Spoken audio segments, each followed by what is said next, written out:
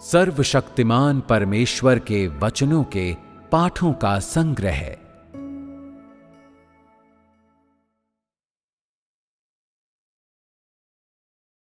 क्या आप जाग उठे हैं?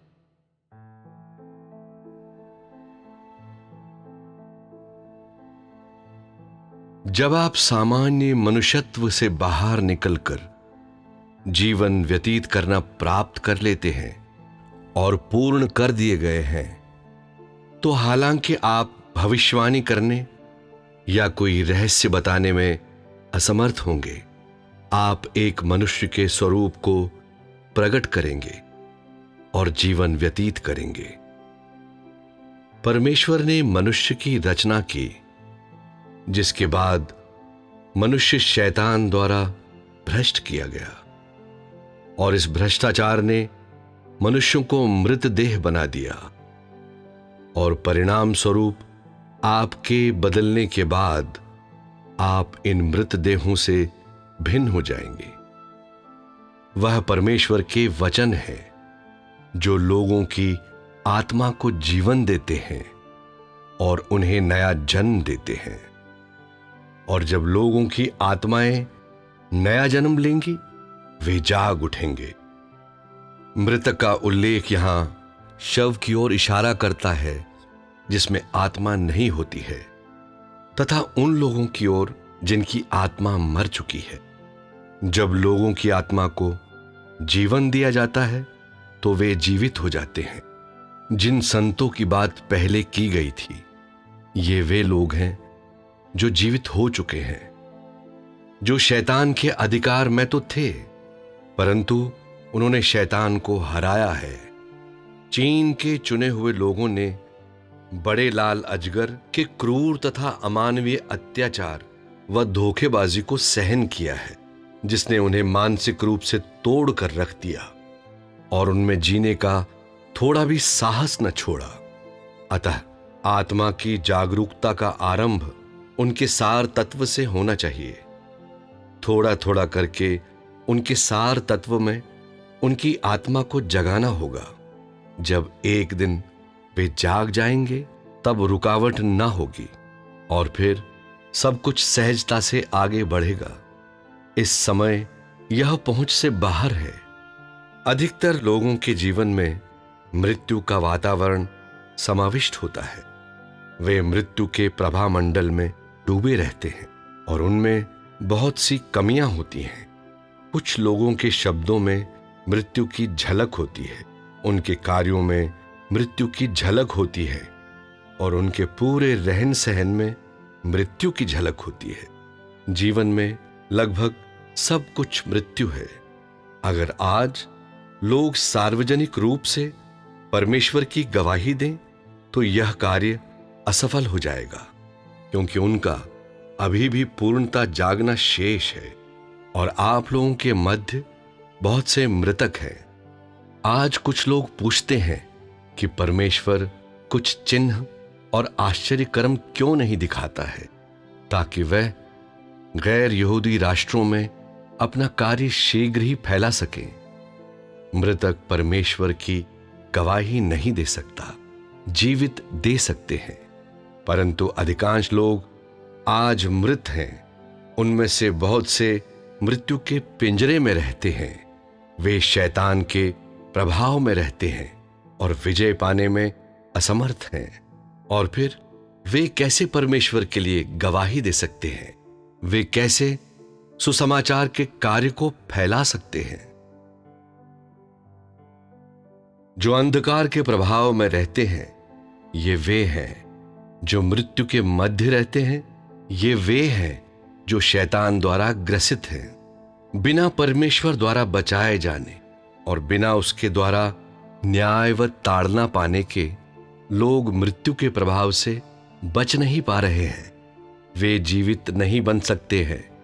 ये मृतक परमेश्वर के लिए गवाही नहीं दे सकते, ना ही वे परमेश्वर के द्वारा इस्तेमाल किए जा सकते हैं। परमेश्वर के राज्य में तो प्रवेश कर ही नहीं सकते। परमेश्वर को जीवितों की गवाही चाहिए, मृतकों की नहीं।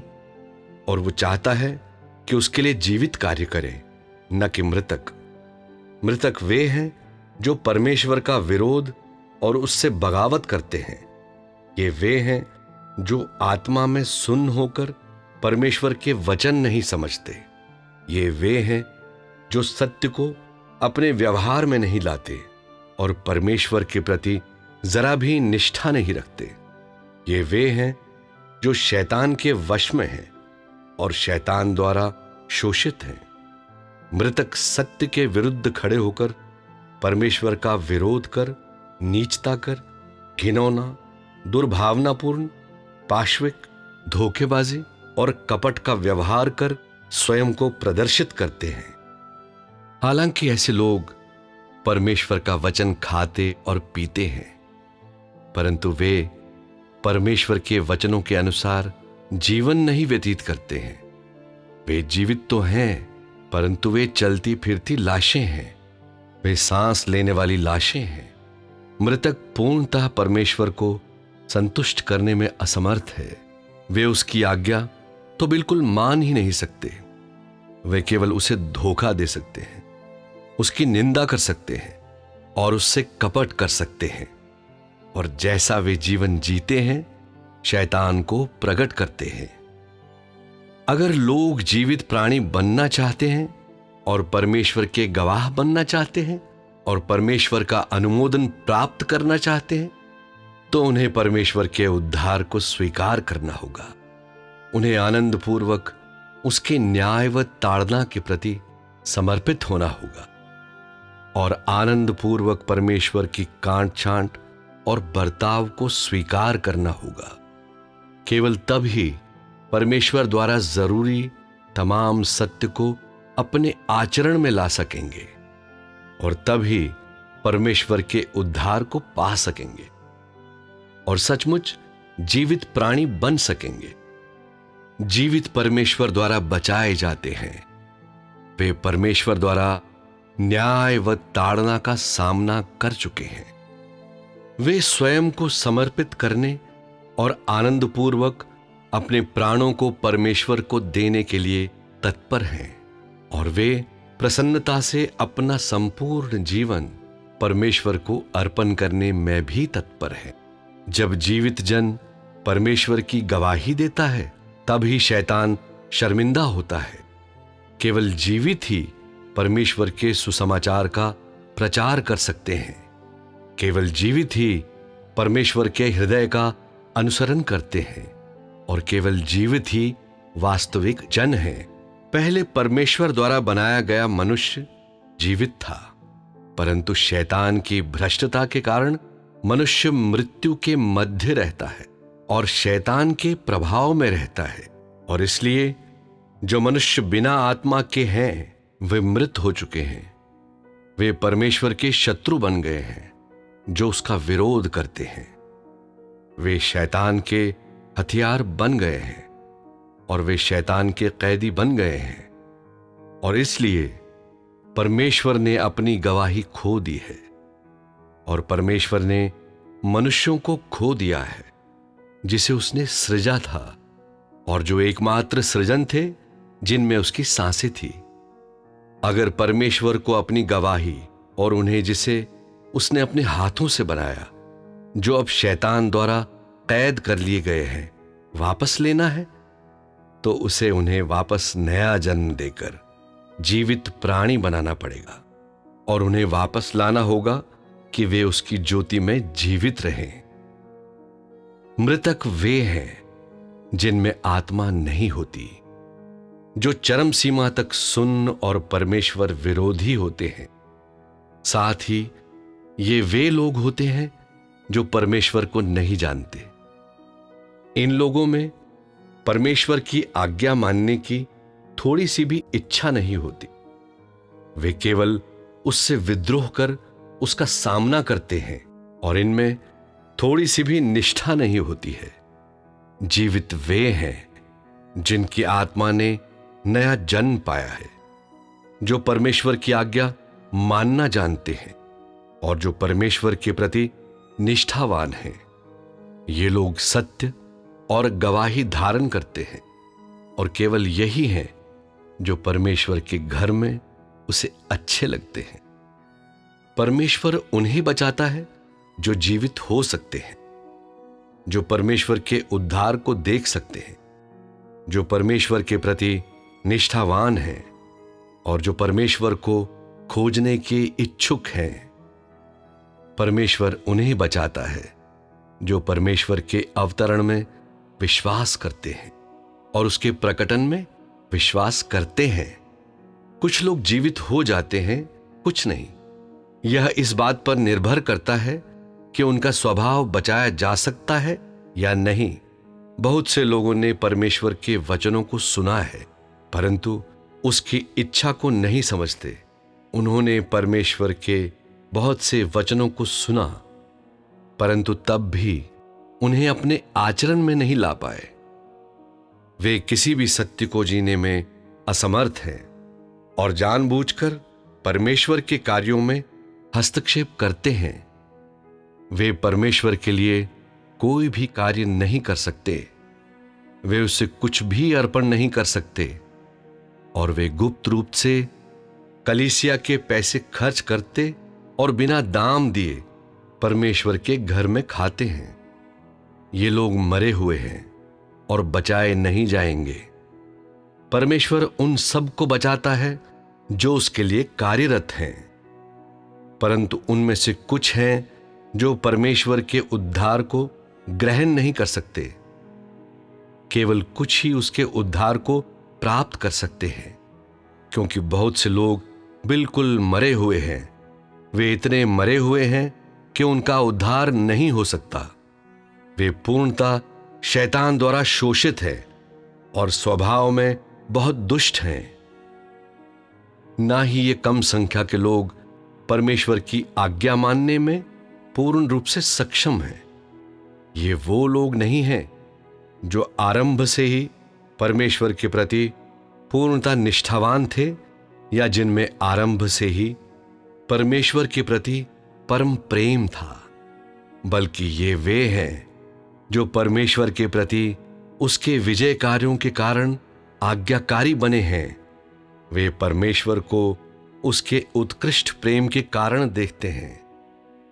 उनके स्वभाव में परमेश्वर के धर्मी स्वभाव के कारण परिवर्तन होते हैं और वे परमेश्वर को उसके वास्तविक व सामान्य कार्यों के कारण जानते हैं।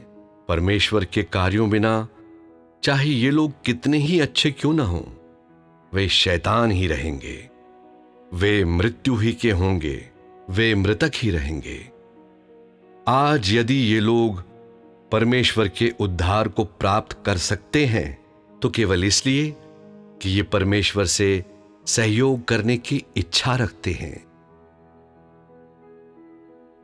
परमेश्वर के प्रति अपनी निष्ठा के कारण जीवित लोग परमेश्वर द्वारा प्राप्त किए जाएंगे और उसके वचनों के मध्य रहेंगे, और परमेश्वर के प्रति उनके विरोध के कारण मृतकों से परमेश्वर घृणा कर उन्हें तिरस्कृत करेगा और वे उसकी सजा और श्रापों के मध्य रहेंगे। ऐसा है परमेश्वर का धर्मी स्वभाव और कोई भी मनुष्य इसमें परिवर्तन नहीं ला सकता। अपनी स्वयं की खोज के कारण लोग परमेश्वर की स्वीकृति पाकर ज्योति में जीते हैं। अपनी कुटिल योजनाओं के कारण लोगों को परमेश्वर शापित करता है और वे सजा भोगते हैं। अपने दुष्कर्म के कारण लोग परमेश्वर से सजा पाते हैं। अपनी इच्छा और ईमानदारी के कारण लोग परमेश्वर की आशीषें पाते हैं। परमेश्वर धर्मी है, वह जीवितों को आशीषित करता है और मृतकों को शाप देता है, ताकि वे हमेशा मृत्यु में रहें और कभी भी परमेश्वर की ज्योति में न रहें। परमेश्वर जीवितों को अपने राज्य में ले लेगा। वह जीवितों को अपनी आशीषों में हमेशा के लिए ले लेगा। वह मृतकों को अनंत मृत्यु में ढकेल देगा। वे उसके विनाश की वस्तु हैं और हमेशा शैतान के होकर रहें। परमेश्वर किसी से अन्याय नहीं करता। जो कोई सच्चाई से परमेश्वर की खोज करेगा परमेश्वर के घर में रहेगा और जो परमेश्वर की अवज्ञा करता है और उसकी असंगत है, वह निश्चित उसके दंड का भागी होगा। संभवतः आप देह में परमेश्वर के कार्यों के प्रति अनिश्चित हैं, पर एक दिन परमेश्वर का देह सीधे तौर पर मनुष्य का अंत निर्धारित नहीं करेगा, बल्कि उसका आत्मा मनुष्य का गंतव्य निश्चित करेगा। और उस समय लोग यह जानेंगे कि परमेश्वर का देह और आत्मा एक ही है। उसका शरीर गलती नहीं कर सकता और उसका आत्मा तो और भी अधिक गलती से परे है। अंततः वह निश्चित ही अपने राज्य में जीवित आने वालों को ले लेगा, न एक अधिक न एक कम। और जो मृतक हैं, जो जीवित नहीं आए, वे शैतान की गुफा में फेंक दिए जाएंगे।